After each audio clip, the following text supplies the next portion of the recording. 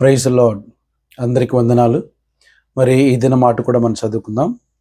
121వ కీర్తన 2వ వచనంలో, యెహోవా వలననే నాకు సహాయం కలుగును, ఆయన భూమాకాశములను సృజించినవాడు.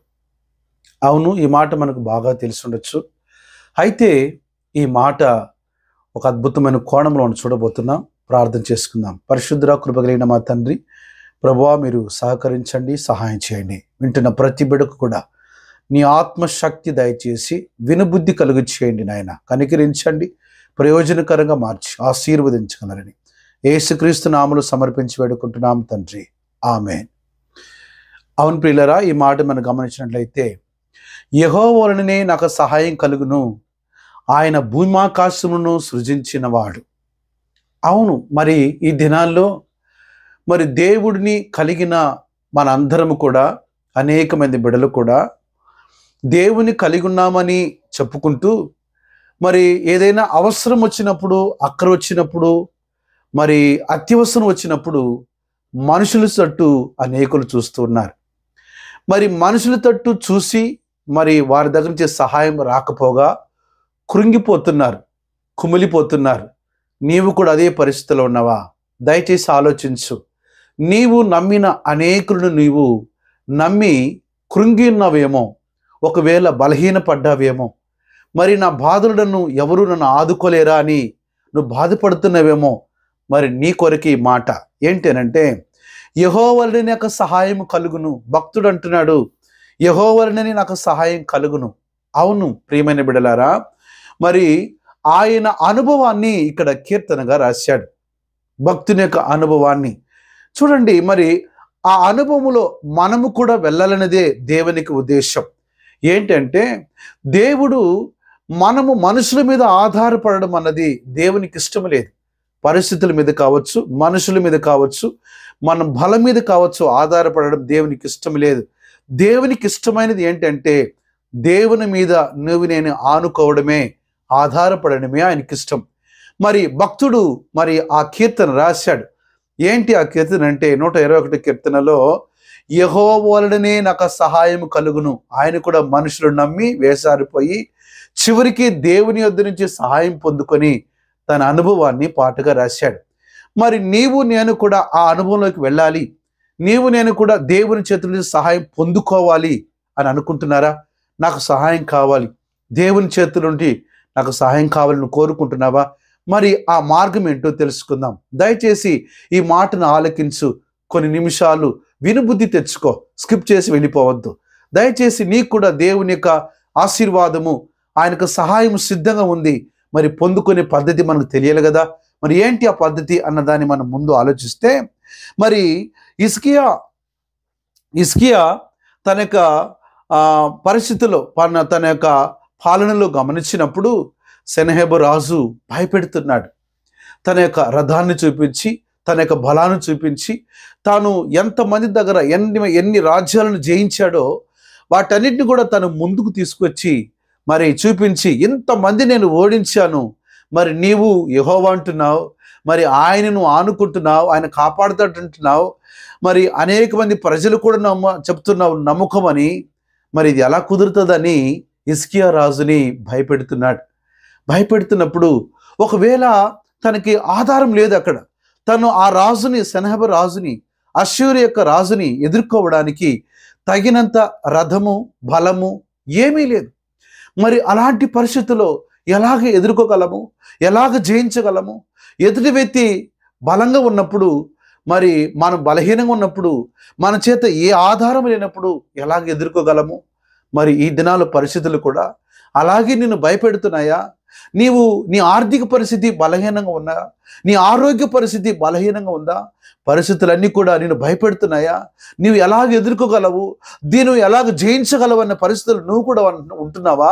దయచేసి ఆలకించు, నీ కొరకే ఈ మాట.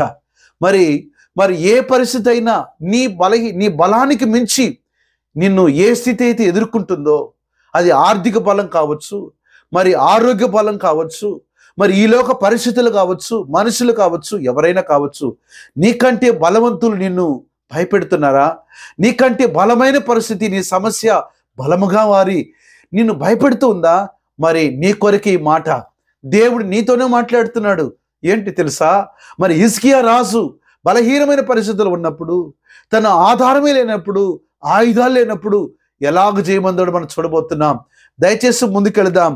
యెషయా గ్రంథం 37వ అధ్యాయం 1వ వచనంలో చూసి, ఎప్పుడైతే ఆ యొక్క లేఖనాన్ని తాను అందుకొని, ఎప్పుడైతే దాన్ని చదివాడో, తాను చేసిన ఒకే ఒక పని ఏంటంటే, మొట్టమొదటి పని ఏంటంటే, తాను ఒకటి గుర్తించాడు. ఏంటి అంటే, నేను బలహీనంగా ఉన్నప్పుడు, లేదు నా చేత ఆయుధాలు లేనప్పుడు, ఆధారం లేనప్పుడు, నాకు మనుషులకు కనబడిన గొప్ప ఆధారం ఉంది. ఏంటి ఆధారం అంటే మందిరము అని గుర్తించాడు. అవును ప్రియులారా, మరి ఈ భూమి మీద మందిరము నీకు అల్పంగా కనబడవచ్చు, 4 గోడలే కదా అని అనుకోవచ్చు, నిజమే. కానీ అక్కడ దేవుని యొక్క కనుదృష్టి ఉందని, దేవుని యొక్క మనస్సు అక్కడ ఉందని నువ్వు గుర్తెరగాలి. మరి హిజ్కియా దాన్ని గుర్తుపట్టి, మరి మొట్టమొదటి అతను చేసిన పని ఏంటంటే మందిరంలోకి వెళ్ళాడు. అవును ప్రియమైన సహోదరుడా, సహోదరి, నీవు సమస్యలో పోరాడుతున్నావు, ఇబ్బంది పడుతున్నావు, నీ బలం మీద ఆధారపడి నువ్వే ఎదుర్కోవాలనుకుంటున్నావు. కానీ దేవుడు నీతో మాట్లాడుతున్న మాట ఏంటో తెలుసా? నీవు మరి ఈ సమస్యను ఎదుర్కోవాలి, జయించాలంటే ఒంటరిగా ఉండొద్దు, ఏకాకిగా ఉండొద్దు, మందిరంలో అడుగుపెట్టు. నువ్వు ఎవరివైనా కావచ్చు, ఏ కులమైనా కావచ్చు, ఏ మతమైనా కావచ్చు, నిన్ను కలుగు చేసిన దేవుడు, ఆకాశమును భూమిని కలుగు చేసిన దేవుడు దగ్గర నుంచి నీకు సహాయం కావాలంటే నీవు మందిరంలోకి అడుగుపెట్టు. లేదా నీ హృదయం అనే మందిరంలోకి యేసును ఆహ్వానించి చూడు, నిశ్చయముగా నువ్వు జయాన్ని పొందుతాం. మరి హిజ్కియా పరిస్థితి ఏమైందో చూస్తాం. చూడండి, యెషయా గ్రంథము మరి 37:1 హిజ్కియా తన బట్టలు చింపుకొని గోనె పట్టలు కట్టుకొని యెహోవా మందిరమునకు పోయి, అనగా దానికి సాదృశ్యం, నువ్వు తగ్గించుకో. కులములో మతములో ఏమీ లేదు, ధనములో ఏమీ లేదు, అవన్నీ కూడా మనం విడిచిపెట్టి పోతాయి. మరి హిజ్కియా ఏం గుర్తుపెట్టి తెలుసా? నన్ను నేను తగ్గించుకొని, నా వస్త్రాన్ని చించుకొని, గోనెపట్ట కట్టుకొని మందిరంలోకి వెళితే కంటికి కనిపించిన అద్భుతమైన బల ప్రభావము నా పక్షముగా యుద్ధము చేయగలదని గుర్తుపట్టాడు. మరి ఈ దినాన్ని నువ్వు గుర్తుపట్టగలవా? నీవు నీ ఒంటరితనంలో పోరాడకుండా దేవుని ఎద్దుకు వెళ్ళి, దేవుని మందిరంలోకి వెళ్ళి, దేవుని యొక్క ప్రభావాన్ని నేను అనుభవిస్తాను, దాని ద్వారా నా సమస్యలో జయం పొందగలను నమ్ముతున్నావా? మరి ఇప్పటి వరకు నీకు ఆ నమ్మకం లేకపోతే ఈరోజు నీతో మాట్లాడుతున్నాడు. హిజ్కియాను చూడు, హిజ్కియా జీవితాన్ని చూడు, తన పరిస్థితిని చూడు. తనకు శక్తికి మించిన యుద్ధం ఎదురైనప్పుడు తాను చేసిన పని ఏంటంటే తను తాను తగ్గించుకుంటున్నాడు, తన వస్త్రాన్ని చించుకున్నాడు, గోనెపట్ట కట్టుకున్నాడు. తను గుర్తొచ్చింది మందిరమే, మనుషులు కాదు, వాళ్ళు కాదు, వీళ్ళు కాదు, రక్త సంబంధులు కాదు, మందిరం గుర్తొచ్చింది. మరి ఈ దినాన నీవు కూడా మందిరాన్ని గుర్తు తెచ్చుకో. దేవుడు కనుదృష్టి, దేవుని మనస్సు కలిగిన ఆ స్థలాన్ని నీవు ఒకసారి గుర్తు తెచ్చుకొని, నువ్వు ఏ స్థలంలో ఉన్నా మరి అక్కడ ఖచ్చితంగా మందిరం ఉంటుంది. అక్కడికి వెళ్ళు. దేవుని యొక్క మందిరం, యేసును ఆరాధించే మందిరం. యేసు అక్కడ అంటున్నాడు, అక్కడ దినవృత్తాంతాలు మరి గమనించగలిగితే, నా పేరు పెట్టబడిన ప్రజలు తను తాను తగ్గించుకొని, 2వ దినవృత్తాంతం 7:14 తను తాను తగ్గించుకొని తమ పాపములు ఒప్పుకొని నా వైపు తిరిగి ప్రార్థన చేసిన యెడల. అవును ప్రియమైన కుమారుడా, కుమార్తె, నీవు నేను మనందరము కూడా దేవుని చేత కలుగు చేయబడిన కుమారులమే, కుమార్తెలమే. కానీ దేవుడు కోరుకునేది తగ్గించుకుంటున్నావా? నీ పాపాన్ని నువ్వు ఒప్పుకుంటున్నావా? నీ జీవితంలో విరిగి నలిగిన హృదయాన్ని తెచ్చుకొని నేను దేవుని మందిరానికి వెళ్ళాలని నీవు గాన తీర్మానం నీదైతే నీవు విజయములో మొట్టమొదటి అడుగు వేసావని అర్థం. అవును ప్రియమైన కుమారుడా, మరి హిజ్కియా కూడా అదే చేశాడు. తనకు గుర్తు వచ్చినది దేవుని యొక్క మందిరమే. అవునా? మందిరంలోకి వెళ్తే ఏం జరిగింది? మందిరంలోకి వెళ్ళాడు. మరి రెండవదిగా అతనుకున్న ఆ యొక్క అద్భుతమైన లక్షణం ఏంటంటే సేవకుని ఆలోచన పొందుకున్నాడు. సేవకుని ఆలోచన. అవును ప్రియమైన కుమారుడా, కుమార్తె, ఒకవేళ సేవకుడు నీకు అల్పంగా కనబడచ్చు, కానీ అతడు దేవుని ఆత్మతో నింపబడినవాడు, దేవుని ఆలోచన కలిగిన వాడు. మరి ఎప్పుడైతే ఈ విషయాన్ని, ఈ పత్రికను చదివాడో, ఈ యొక్క రాజు మరి అశ్షూరు రాజు పంపించిన ఆ పత్రికను చదివాడో, తను వెంటనే సేవకుల దగ్గరికి మనుషులు పంపించి ఆలోచన అడగమన్నాడు. ఆలోచన అడిగితే అక్కడ వచ్చిన మాట ఏంటంటే యెషయా గ్రంథం 37:2 అక్కడ గృహ నిర్వాహకుడు వాళ్ళందరూ కూడా మరి ముగ్గురు అక్కడికి వెళ్తున్నారు. మరి వెళ్ళి విషయం అంతా సేవకునికి చెప్పినప్పుడు మరి యెషయా గ్రంథం 37:6 సేవకుని ద్వారా దేవుడు మాట్లాడుతున్న మాట ఏంటంటే, నీవు వినిన మాటకు భయపడొద్దు. యుద్ధము ఇంకా జరగలేదు, జయమో అపజయం ఇంకా జరగలేదు, కానీ దానికంటే ముందు నిన్ను నిలబెట్టేవాడు సేవకుడు. దానికంటే ముందు సేవకుని ద్వారా దేవుని యొక్క మాట నేను నిలబెట్టగలదు. అవును ప్రియమైన సహోదరుడా సహోదరి, దేవుని యొక్క సేవకుని నిర్లక్ష్య పెట్టొద్దు. సాధారణ మానవుడు అనుకోవద్దు. దేవుని ఏర్పాటులో ఉన్నవాడు, దేవుని ఆత్మ కలిగిన వాడు, దేవుని వాక్కు కలిగిన వాడు సేవకుడు నీ ఊర్లో ఉంటాడు. నీ కొరకు దేవుడు ఒక దాసును ఉంచిన్నాడు. మరి అక్కడికి వెళ్ళు, నీవు ఆలోచన అడుగు, నీ యొక్క పరిస్థితిని పంచుకో, నీ కొరకు ప్రార్థన చేస్తారు వాళ్ళు. అవును ప్రియమైన సహోదరుడ సహోదరి, నీ జీవితంలో నువ్వు జయం పొందాలంటే నీకు ఒక మందిరం కావాలి. మందిరములో నీవు తాను తగ్గించుకొని నువ్వు తగ్గించుకొని మందిరంలో అడుగు పెట్టగలిగిన మొట్టమొదటి మెట్టును పెట్టాలి.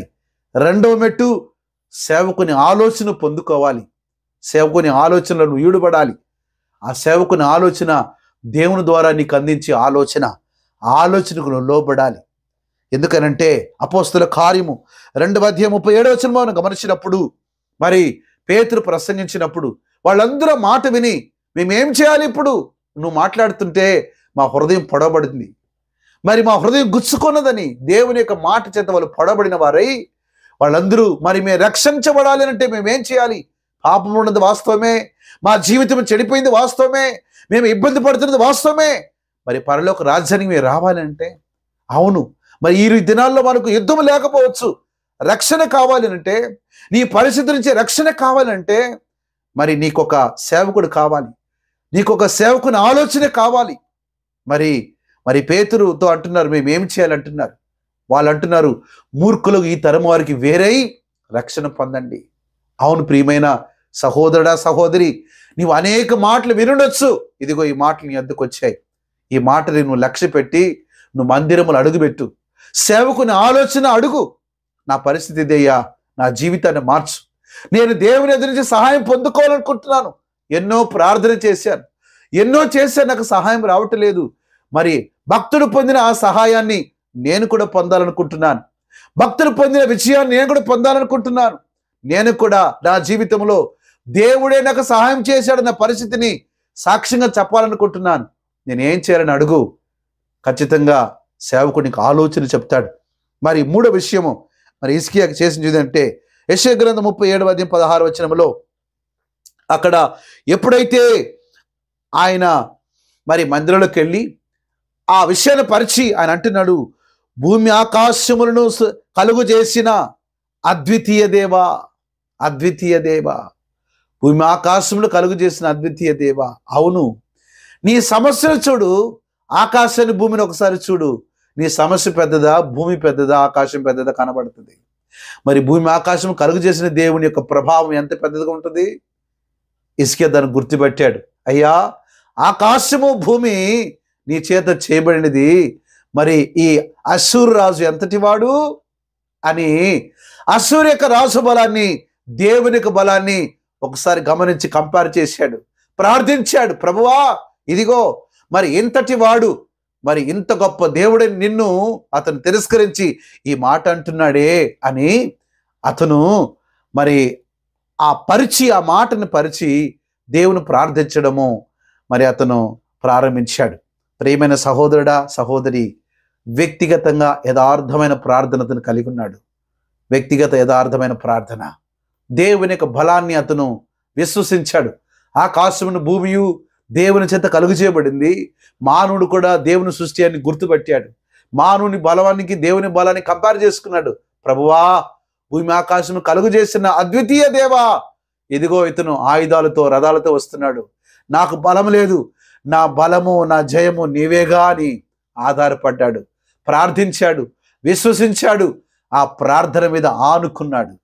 ప్రియమైన సహోదరుడా సహోదరి, అవును, దేవుని యొక్క మాట చెప్తుంది, విశ్వాసము లేకుండా దేవునికి ఇష్టలై ఉండట అసాధ్యమని. నీవు కూడా ప్రార్థిస్తున్నావు, కానీ విశ్వాసం లేకుండా జరుగుతుందో జరగదో, చేస్తాడో చేయడో అనుకుంటున్నావు. కాదు కాదు, ఈ దినం మరి యెహోవానే నాకు సహాయం కలుగును, ఆయన భూమిని ఆకాశం సృజించిన వాడు అని భక్తుడు రాసిన పాట తన అనుభవంలో. ఆ అనుభవం నీకు కావాలంటే నీకు మందిరం కావాలి, నువ్వు మందిరములో అడుగుపెట్టగలగాలి. మరి రెండవది, నీవు దేవుని సేవకుని యొక్క ఆలోచన పొందుకోవాలి. మూడవది, యథార్థమైన ప్రార్థనను కలిగి ఉండాలి. దేవుని యొక్క బలమును ప్రభావాన్ని విశ్వసించాలి. ఆయన ప్రభావం గొప్పదని, ఆయన బలము గొప్పదని నువ్వు విశ్వసించాలి. అవును ప్రియమైన వారలారా, ఈ దినం ఆయన బలాన్ని నమ్మక, ఆయన బలం మీద ఆధారపడక అనేకులు మనుషులు నమ్మి మోసపోతున్నారు. నువ్వు కూడా మోసపోయావా? ఆ మోసం నుండి, ఆ చీకటి నుండి బయటికి రా. ఆకాశమును భూమిని కలుగు చేసిన దేవుడు నీకు సహాయం చేయడానికి సిద్ధంగా ఉన్నాడు. ప్రియమైన సహోదరుడా, సహోదరి, మరి భక్తుడు అంటున్నాడు, యెహోవానే నాకు సహాయం కలుగును, ఎందుకంటే ఆయన భూమి ఆకాశం కలుగు చేసిన వాడు, ఆయన శక్తికి మించినది ఏదీ లేదు, ఆయన సమస్తమును చేయగలడని. మరి నువ్వు కూడా విశ్వసిస్తావా? ఈ మాట నమ్ముతావా? నేను కూడా ఆ సహాయాన్ని పొందుకుంటాను, మందిరములో అడుగు పెడతాను, నన్ను నేను తగ్గించుకుంటాను, నా జీవితాన్ని తగ్గించుకుంటాను, మందిరములో అడుగు పెడతాను, నా మనస్సుని సేవకుని మనసుతో కలుపుకుంటాను, నా యొక్క పరిస్థితిని ఆయనతో పంచుకుంటాను, దేవునితో పంచుకుంటాను. అవును ప్రియులారా, మరి హన్నా కూడా ఇదే పని చేసింది. మందిరంలో అడుగుపెట్టి కన్నీరు కార్చింది, తన బాధ చెప్పుకున్నది. దేవుడు అద్భుతమైన విజయాన్ని ఇచ్చాడు. నీకు కూడా విజయాన్ని ఇవ్వబోతున్నాడు. విశ్వసించు, మందిరంలో అడుగుపెట్టు, సేవకుని యొక్క ఆలోచన తీసుకో. మూడవది, యథార్థమైన ప్రార్థన, కన్నీటి ప్రార్థన కలిగి ఉండు, నిశ్చయముగా జయాన్ని చూడబోతున్నావు. దయచేసి ఈ మాటను విశ్వసించింది నిజమైతే ఈ మాటలను ఏకీభవించి కలిసి ప్రార్థన చేసుకుందాం. పరిశుద్ధుడా, కృప కలిగిన మా తండ్రి, ప్రభువా, మరి ఎంతమంది బిడ్డలు ఈ మాటని విన్నారో, ఎంతమంది కృంగి ఉన్నారో, ఎంతమంది సహాయం లేక, ప్రార్థనకు జవాబు రాక మరి బలహీనపడుతున్నారో, ఈ బిడ్డలను ఆదుకోండి ప్రభువా. నీ ద్వారా సహాయం పొందినట్లు కృప చూపించండి. వీరు కూడా ప్రభువా తమ జీవితంలో ఒక సాక్ష్యము కలిగి ఉన్నట్లు, అనేక సాక్షులకు బ్రతుకున్నట్లు కృప చూపించి వారిని ఆశీర్వదించి మీ నామాన్ని మాత్రం బిడ్డలతో హెచ్చించుకుంటారని యేసుక్రీస్తు నామములో సమర్పించి వేడుకుంటున్నాం తండ్రి. Amen, amen. Praise the Lord. God bless you. దేవుడు మిమ్మల్ని ఆశీర్వదించును గాక.